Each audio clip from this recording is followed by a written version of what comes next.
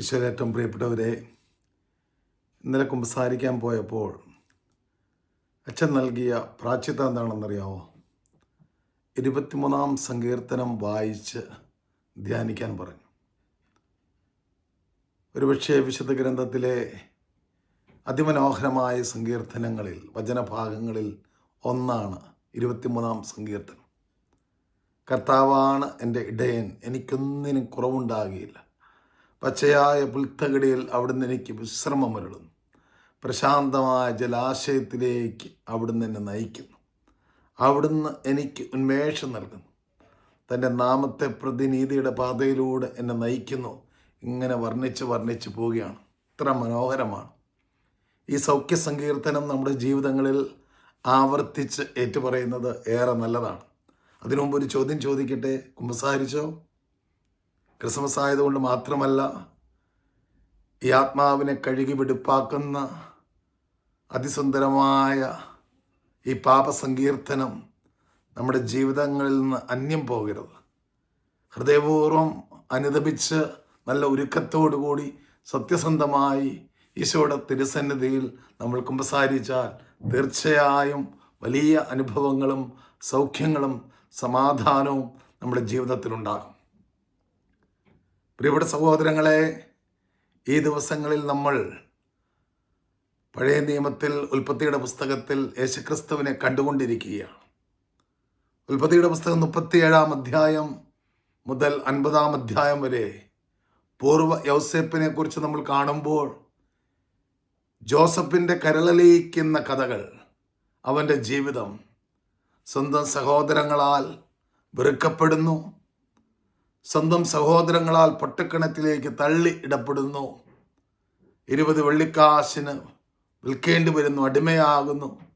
അവൻ്റെ ദുഃഖങ്ങളും ദുരിതങ്ങളും കാരാഗ്രഹവാസങ്ങളും എല്ലാം യേശുക്രിസ്തുവിൻ്റെ പൂർണ്ണത നമ്മുടെ മുമ്പിൽ വരച്ചു കാട്ടുകയാണ്.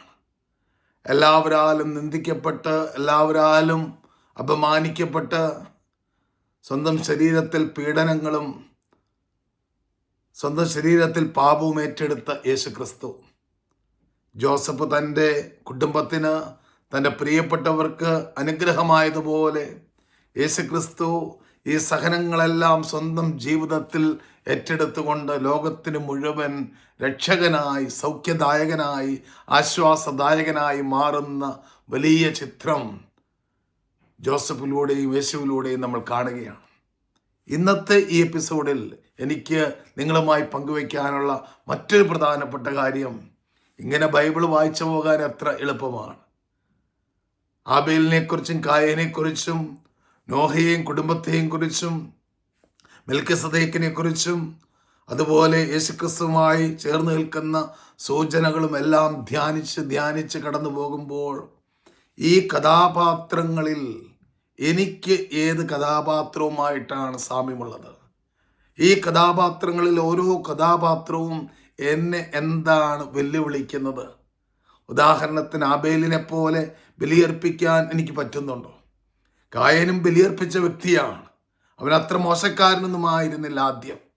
ഇതുപോലെയാണോ നമ്മുടെയും ഹൃദയത്തിൻ്റെ അവസ്ഥകൾ? ദൈവത്തിൻ്റെ സ്വരം കേട്ടൊരു പൊട്ടനെ പോലെ നോഹ പെട്ടകം പണിതെങ്കിൽ അത്രമാത്രം ഒരു സമർപ്പണവും അനുസരണവും ഒരുപക്ഷെ മാതാപിതാക്കൾ, ഒരുപക്ഷെ പങ്കാളി, ഒരുപക്ഷെ ഭാര്യ, ഒരുപക്ഷെ കുഞ്ഞുങ്ങൾ നമ്മളോട് സംസാരിക്കുമ്പോൾ അത് സ്വീകരിക്കാൻ, അനുസരിക്കാനുള്ള ഒരു ഹൃദയം നമുക്കുണ്ടോ? ജോസഫിനെ പോലെ എല്ലാ രീതിയിലും തെറ്റിദ്ധരിക്കപ്പെടുകയും വെറുക്കപ്പെടുകയും പരിത്യക്തനാകുകയും ജീവിതത്തിൽ സഹനങ്ങളും നഷ്ടങ്ങളും എല്ലാം സ്വന്തമാക്കുമ്പോഴും സാരമില്ല, ഇതെൻ്റെ ദൈവം അനുവദിച്ചതാണ്, എനിക്കും നിനക്കും വേണ്ടി എൻ്റെ ദൈവം എനിക്ക് തന്ന സമ്മാനമാണ് എന്നൊക്കെ പറയാൻ സാധിച്ചാൽ ഈ ദിവസങ്ങളിൽ പഴയ നിയമത്തിലെ സൂചനകളിലൂടെ യേശുക്രിസ്തുവിനെ കണ്ടെത്തുന്നതിൻ്റെ വലിയ സൗന്ദര്യം നമ്മുടെ ജീവിതങ്ങളിൽ നിറഞ്ഞു നിൽക്കും. പ്രിയപ്പെട്ടവരെ, ആ കൃപയിലേക്ക് പരിശുദ്ധാത്മാവ് നമ്മളെ നയിക്കട്ടെ.